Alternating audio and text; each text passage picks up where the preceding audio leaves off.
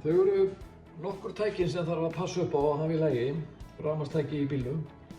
Og þetta tæki stendur náttúrulega alltaf inn í bílnum í fullri hleðslu. En síðan þarf náttúrulega að yfirfara þau og þrífa reglulega. Til þess að losa í sundur fyrir þrif, þá þarf að byrja að losa hérna tenginguna við dæluna og ýtu þessu flipa hérna til hliðar, þá opnast þetta fyrir.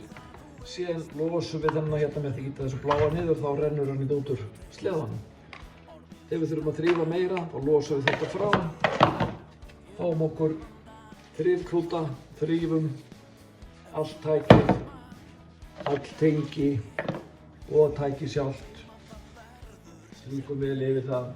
Þetta þarf að gera reglulega. Þegar að þrifum er lokið, þá myndum við vilja prófa tækið. Þannig að þessu er rennt bara svona inn og mun að tengja hérna aftur við dæluna. Og þá er tækið tilbúið til notkunar. Til þess að prófa tækið, þá höfum við tækið svona, við erum með slönguna tilbúna hérna.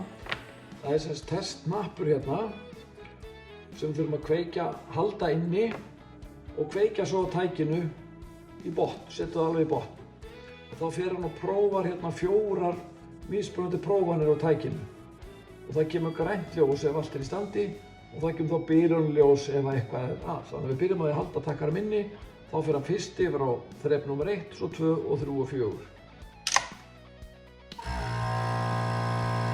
Nú erum við komin á þrepi nr. 2, þá höldum við fyrir loftið.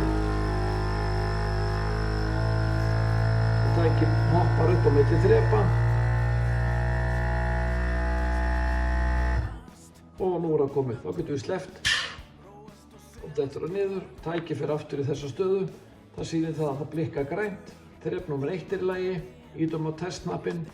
Þrep nr. 2 er í lagi, þrep nr. 3 er í lagi, þrep nr. 4 er í lagi og þá er tækið tilbúið til notkunar.